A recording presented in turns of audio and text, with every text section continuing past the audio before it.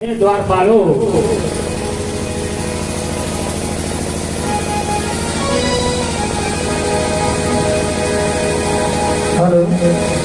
और कहते हैं सुदामा जी द्वारपालों से कि अरे द्वारपालो,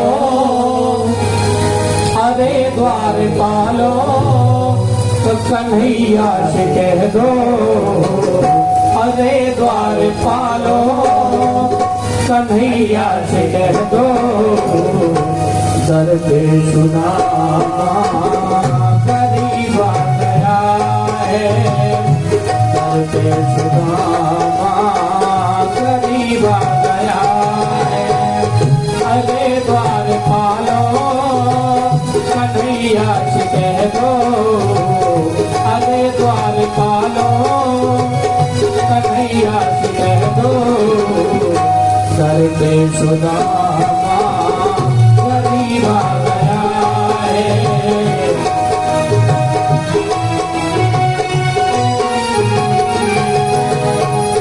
भटकते भटकते भटकते भटकते न जाने कहाँ से, भटकते भटकते न जाने कहाँ से, तुम्हारे महल के करीब आ गया है, तुम्हारे महल के करीब आ गया है।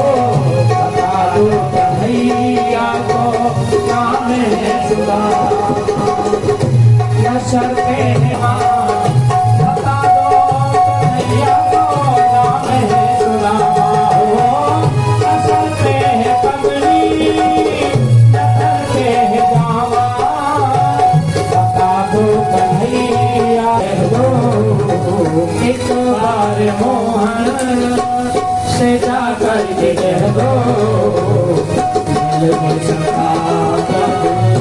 नसीब आ गया है,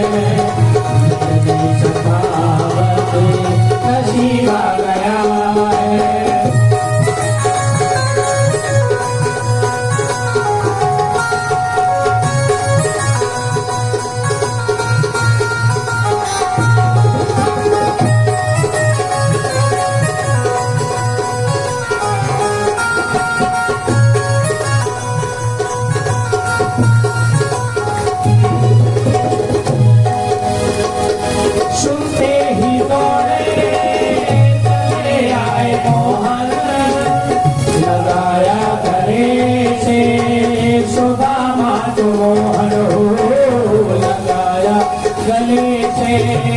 सुदामा को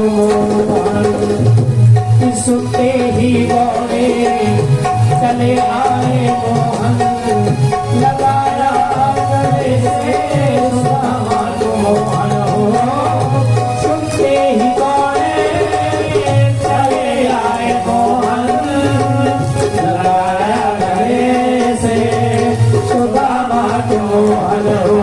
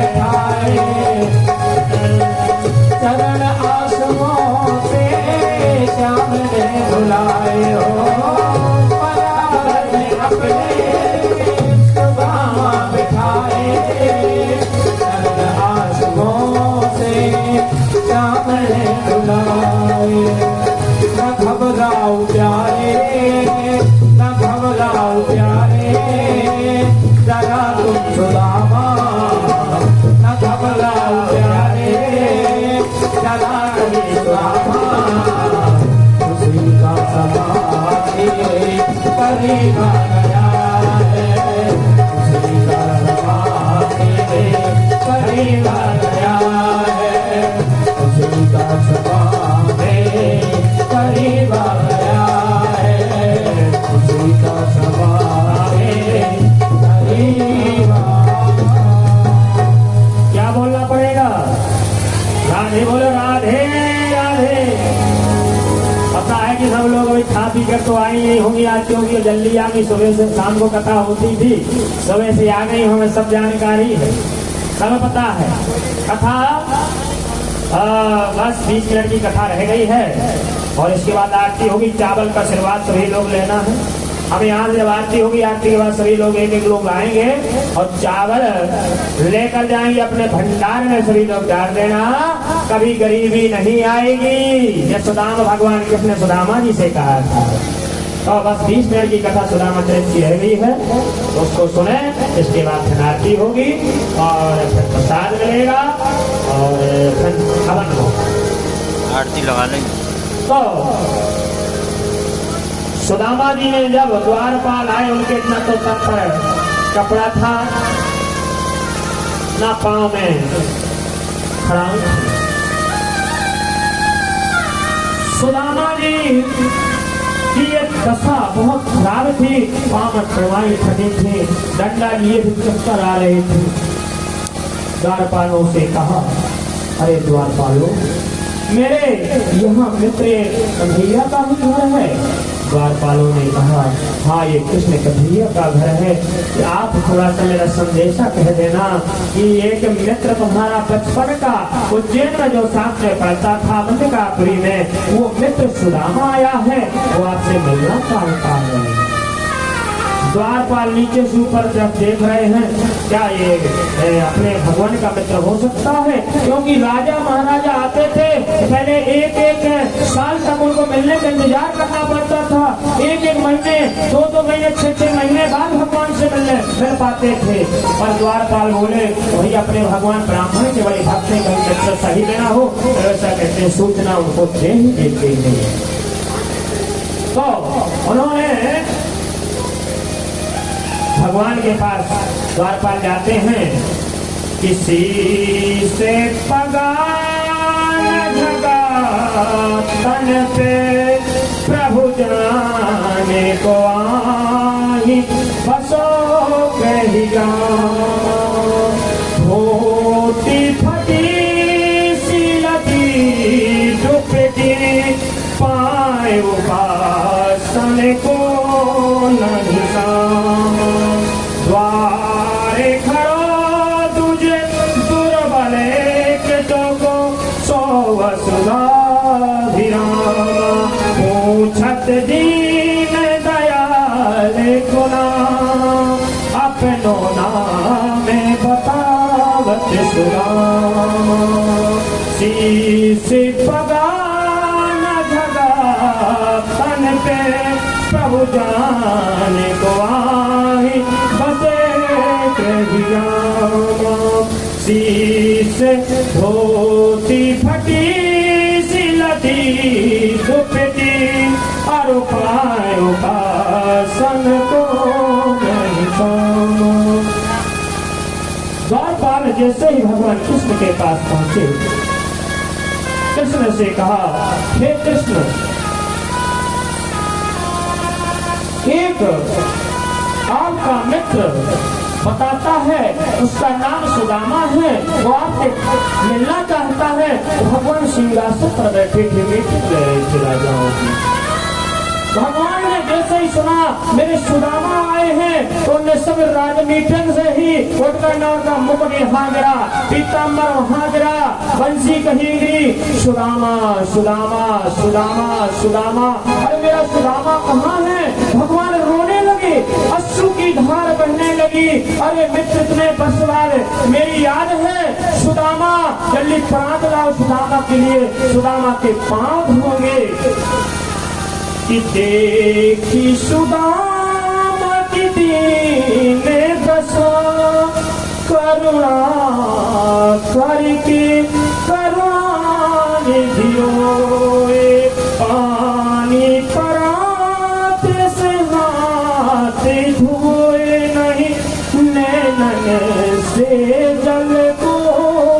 की धोई देखी सुदामा की दीन दशा करुणा करके करुणा निधि रोई। सुदामा की देख दशा को भगवान रोने लगे। भगवान ने अपने पानी से उनके पांव नहीं धोए, इतने रोए कि उनके नेत्रों से भगवान के उनके चरण धोने लगे।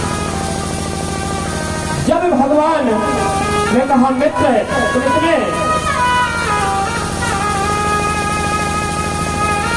हे मित्र तुम इतने दिन बाद आए हो, आज तक कहाँ रहे? उन्होंने उनके पांव धोए और धोकर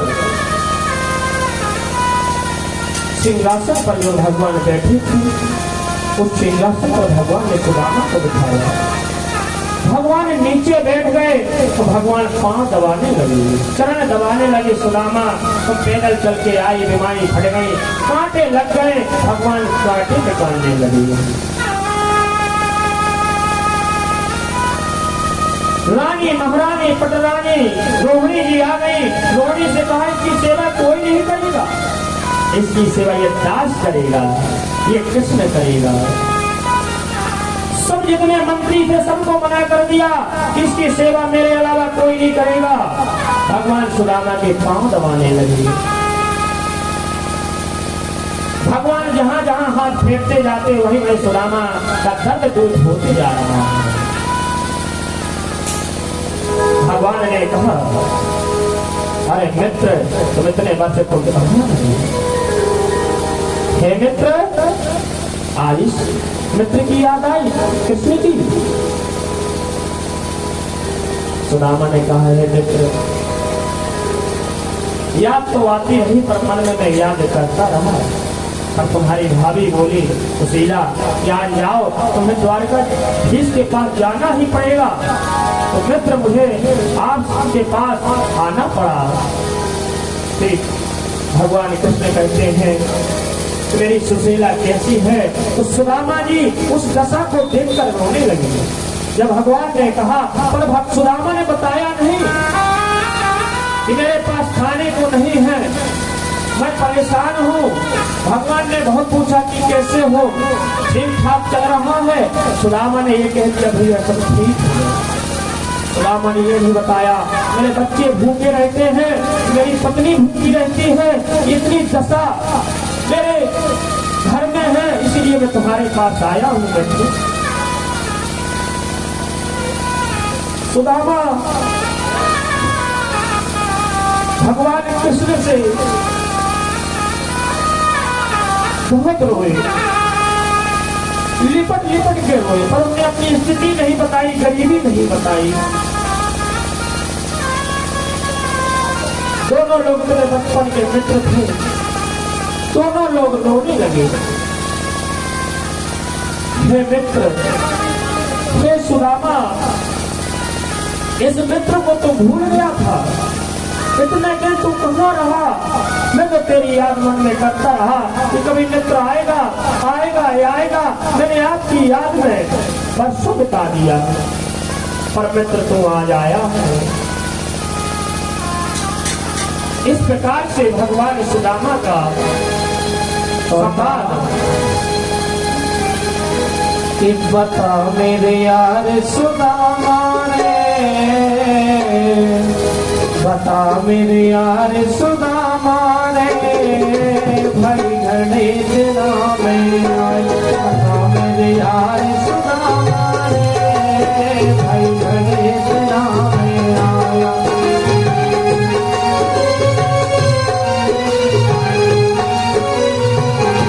बता मेरे यार सुदामा रे, भाई घड़े दिना में आया। की मार सुदामा रे, भाई घड़े दिना में आया। बता मेरे यार सुदामा रे, भाई घड़े दिना में आया।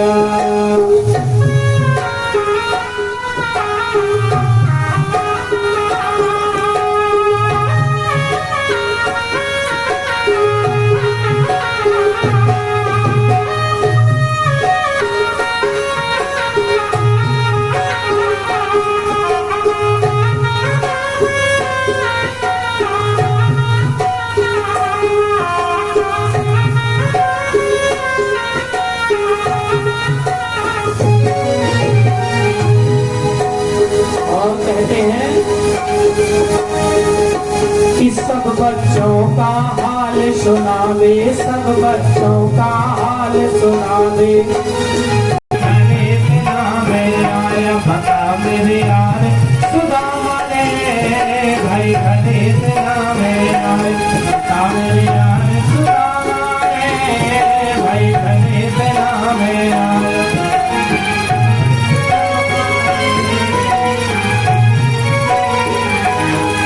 मेरे यार सुदामा ने, भाई।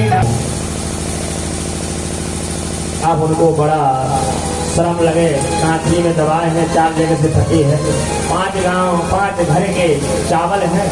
अब मैं तो कैसे बताऊं इतने बड़े द्वारकाधीश भगवान त्रिलोकीनाथ को, ये सब रानी पटरानी सब राजा, बड़े बड़े राजा की राजकुमारी बैठी हैं, क्या कहेंगी।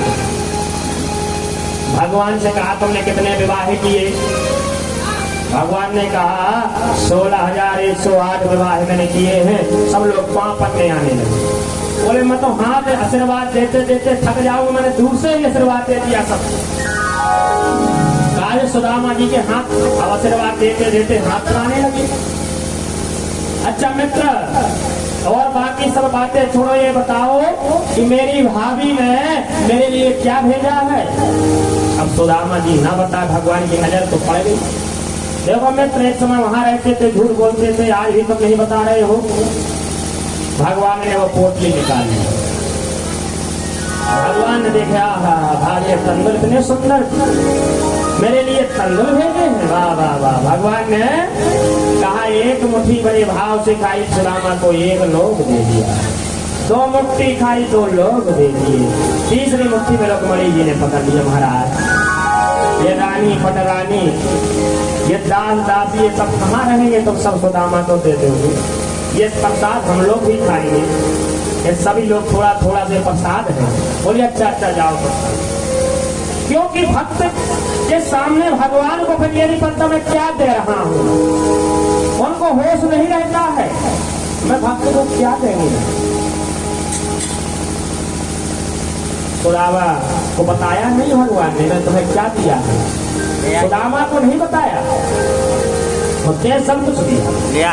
अब बढ़िया सुदामा को 56 प्रकार के रोज भोजन कराया पिलाया। सुदामा को तो चिंता अपनी पत्नी बच्चों की है कि मैं तो यहाँ माल खा रहा हूँ, वो पत्नी पानी पी पी कर सो रही होगी, क्या कर रही होगी, बच्चे क्या रोज कहते हो पिताजी अच्छे गए द्वारकाधीश के पास, इसलिए भेजा था कि ये रह जाए।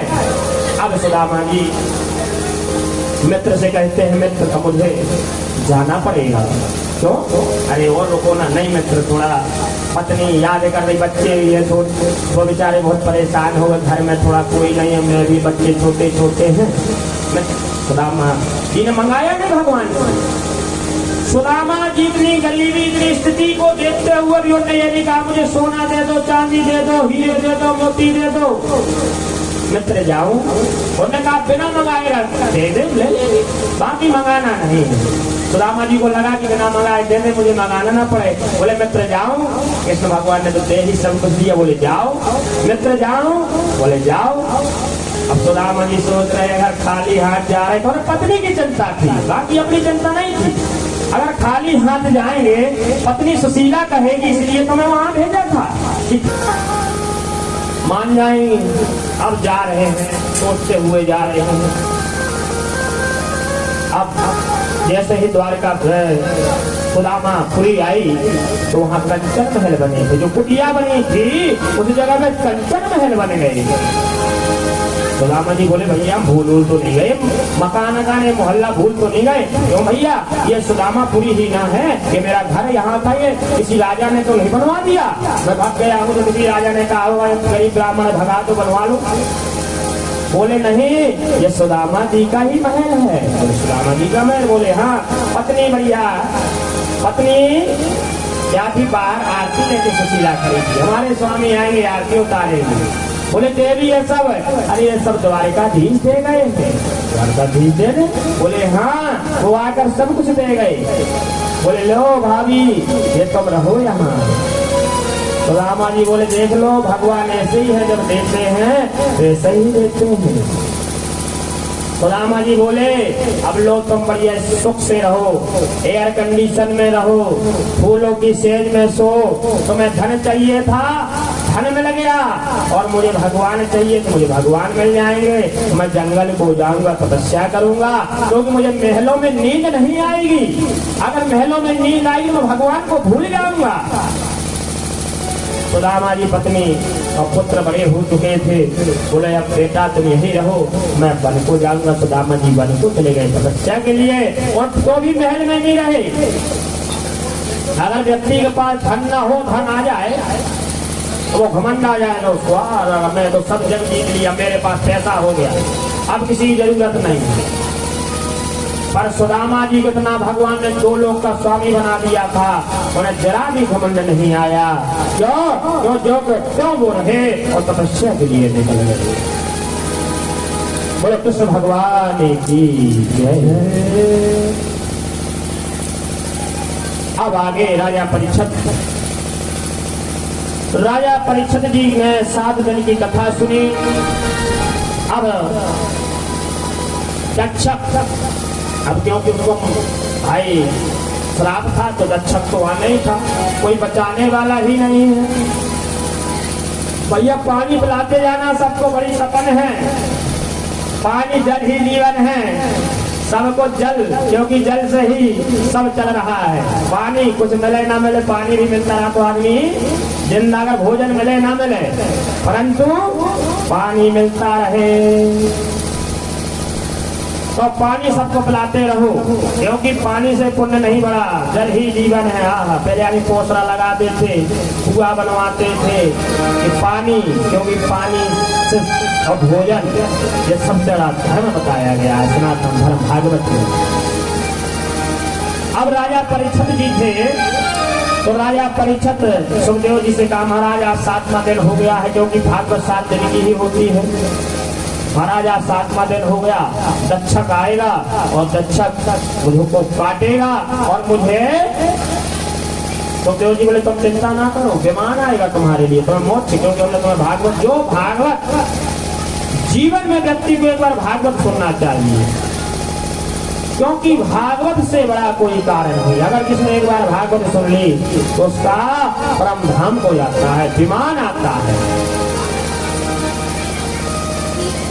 अब जैसे ही राजा परीक्षित के पुत्र थे जयमेजय, उनको ने कहा मेरे पिता को आज मरना है, दक्षक आ रहा है। ब्राह्मण ने सोचा कि मैं रोक लूं, क्योंकि ब्राह्मण में बड़ी शक्ति होती है। तो ब्राह्मण ने प्रयास किया रोकने को दक्षक को, और दक्षक ने कहा महाराज मुझे मत रोको, तुम्हें पैसा टका धन चाहिए ले लो, पर मैं रुकने वाला नहीं हूँ, क्योंकि एक साधु का श्राप वचन सत्य है। मैं उनको काटूंगा पर उनको मोक्ष मिलेगा, नरक नहीं मिलेगा। दक्षक ने राजा परीक्षित को काटा, उनको भगवान का विमान आया, भगवान के विमान में राजा परीक्षित को भागवत महारानी से मोक्ष मिला, और सुखदेव जी महाराज ने उनको मोक्ष दिलाया, क्योंकि ये 7 दिन की श्रीमद् भागवत कथा जिसने सुन ली उनका कल्याण है। थोड़ा सा शाम की कथा आती है 5 दिन की। शाम जामवंती का पुत्र था, उन्होंने तपस्या की थी, सबके हो गया था, जामवंती के नहीं हुआ था, तो उन्हें तपस्या शंकर जी ने दिया था शाम को। शाम भगवान कृष्ण का पुत्र बड़ा सुंदर था, इतना सुंदर था जो कोई देखता था, देखते कितना सुंदर आंखें हैं, सुंदर गाल हैं, सुंदर, और बड़ा सुंदर था शाम। जो कोई देखता तो देखते ही रह जाता था उसका मुख। तो भगवान कृष्ण ने कहा बेटा तुम बड़े सुंदर हो, रूपवान हो, क्योंकि 3 धन हो इसको काबू में रहना चाहिए। और शाम को सुंदरता थी, उसको घमंड था अपनी सुंदरता। एक दिन सबको बुलाया जितने भगवान कृष्ण की थे, बोले ऐसा करते हैं, अपने पिताजी कृष्ण है ना, वो बड़े मतलब साधु की सेवा करते हैं, एक दिन अपन साधु से परीक्षा लेना। बोले साधु से परीक्षा लेंगे, उनको ज्ञान है कि नहीं है। बोले कैसी परीक्षा? बोले नहीं नहीं भैया, साधु महाराज बड़े, अपने पिताजी बड़ी उनकी साधु ब्राह्मण से। बोले नहीं, चलो। सामने क्या किया, बढ़िया साड़ी पहन ली, साड़ी पहन के भैया सुंदर तैयार होके ओढ़ के पेट में कपड़ा लगा लिया, खूब बड़ा पेट बड़ा दिखाने लगा। साधु महाराज के पास पहुंच गए। बोले महाराज जी, उन्होंने ने कहा महाराज जी के क्या होगा, लड़का होगी कि लड़की होगा? साधु से मजाक करने लगे। भगवान कृष्ण ने उन्हें समझाया कि भैया साधु संत से मजाक नहीं की जाती है, पर वो नहीं माने, वो दंडित है। बोले महाराज क्या होगा, लड़का होगी कि लड़की होगी? साधु महाराज को बड़ा क्रोध आया। बोले इस तपस्वियों से ऐसी मजाक की जाती है। वो पहचान गए। भगवान कृष्ण का ये शाम है, वो है तो इतना लो, कितना ओढ़ ले। साधु संत तो पहचान ही लेते हैं। बोले न लड़का होगी न लड़की होगी, मूसल होगा तो तुम्हारी रघुवंशी को विनाश कर देगा। अब ये लोग थक गए। अब संत ने श्राप दे दिए। अब क्या किया जाए? अब जल्दी जल्दी भगवान कृष्ण को पता चला। भगवान कृष्ण साधु का महाराज ये पुत्र मेरा बड़ा दंडी है, से माफ कर दिया। बोले वो तो होगा। बोले इसका उपाय बताओ जिससे विनाश रुक जाए। पर भगवान समझ गए थे कि अब हमें भी मृत्यु लोक छोड़ना है, ये बंसी भी हमारे साथ जाएंगे। मूसल हुआ, उसकी घिसाई की और गंगा में भ्रमण किया और यदुवंशी लोग सब बाद में उन्हें जाना हुआ। अब श्रीमद् भागवत कथा अपनी 7 दिन की ये कथा पूरी हुई और आशीर्वाद हो जाए। हमारे संदीप भैया कहाँ चले गए? बैठिए 2 मिनट, काम चल रहा है, उसकी चिंता ना करो। वो पुनः चिंता उन्हें करने जो बैठे हनुमंत लाल, हनुमान जी यहाँ करने तुम्हारी चिंता, और तुम चिंता ना करो, सब चल रहा है। हनुमान जी बैठे ना तो बस बिल्कुल सब चल रहा है। ये श्रीमद् भागवत कथा स्वर्गीय श्री सुरेश चंद्र अग्रवाल के लिए हमारे उनके पुत्र संदीप अग्रवाल, उनकी धर्म पत्नी पूनम अग्रवाल, उनकी माता जी किरण अग्रवाल, ये 7 दिन की अपनी कथा उनने सुनी। इनको हम व्यासपीठ से आशीर्वाद देते हैं, इनके बाद धन धन लक्ष्मी आए। क्योंकि भागवत जो कोई पितर के लिए सुनाता है, पूर्वजन के लिए सुनाता है और भोजन कराता है, इससे बड़ा कोई धर्म हो ही नहीं सकता। इससे बड़ा कोई धर्म हो ही नहीं सकता। ये कथा हनुमंत महाराज ने प्रेरणा दी। 2 दिन में बात हुई, कथा चालू हो गई, किसी को भी पता नहीं चला।